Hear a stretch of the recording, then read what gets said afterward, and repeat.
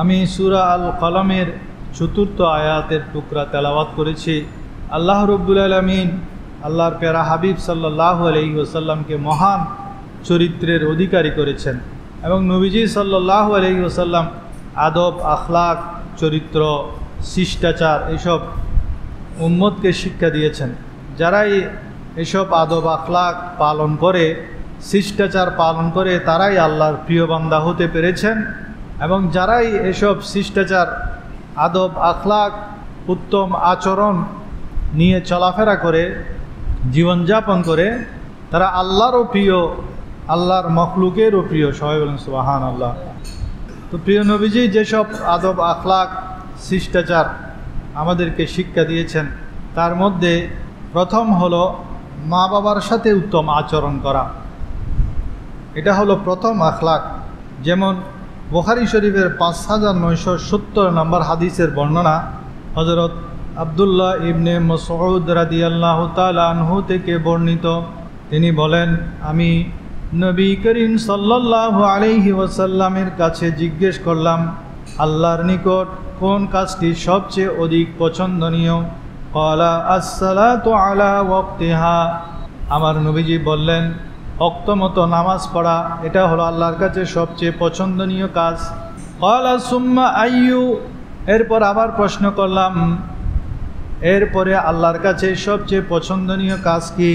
ক্বালা সুম্মা বিররুল ওয়ালিদাইন। আমার নবীজি জবাব দিলেন, পিতা মাতার সাথে উত্তম আচরণ করা।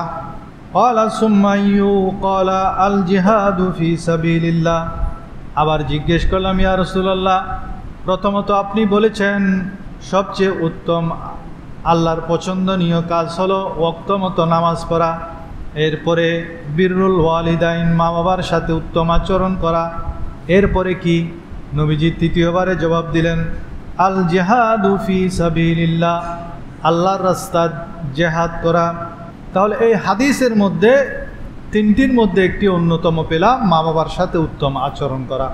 দ্বিতীয় উত্তম আখলাক হলো নিজের মা বাবাকে লানত না করা, নিজের মা বাবাকে লানত না করা।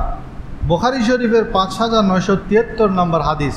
আল্লাহর প্যারা হাবিব সাল্লাল্লাহু আলাইহি ওয়াসাল্লাম যখন বললেন, কবিরা গুনাহ সমূহের মধ্যে সবচেয়ে বড় কবিরা গুনাহ হলো মা বাবাকে লানত করা, মা বাবাকে গালি দিয়া, মা বাবাকে অভিশাপ দিয়া।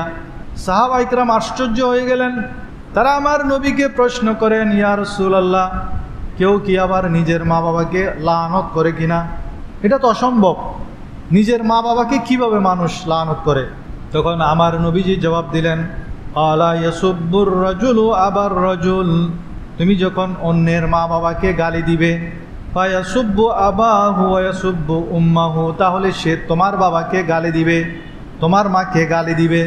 যেহেতু তুমি তার বাবাকে, অন্যের বাবাকে গালি দিয়েছো, অন্যের মাকে গালি দিয়েছো, সে যখন তার জবাবে তোমার মাকে গালি দিল, তোমার বাবাকে গালি দিল, মূলত তুমি তোমার মা বাবাকে গালি দিলে, তুমি তোমার মা বাবাকে লানত করলে।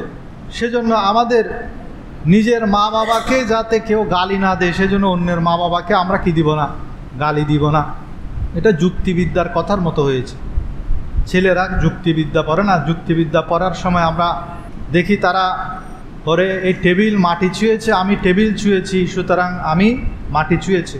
এটা যুক্তিবিদ্যায় পড়ায়, ইন্টারমিডিয়েটে পড়ায় মনে হয়। গরু ঘাস খায়, আমি গরুর গোস্ত খাই, সুতরাং আমি ঘাস খাই। এটা যুক্তিবিদ্যার পড়া।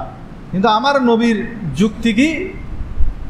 আমরা যখন অন্যের মা বাবাকে গালি দিব, সে যখন আমার মা বাবাকে গালি দিবে, আমাদের মা বাবাকে গালি দিবে, মূলত আমরা আমাদের মা বাবাকে গালি দিলাম। সেজন্য আমাদের অন্যের মা বাবাকে গালি দেওয়া থেকে বিরত থাকতে হবে।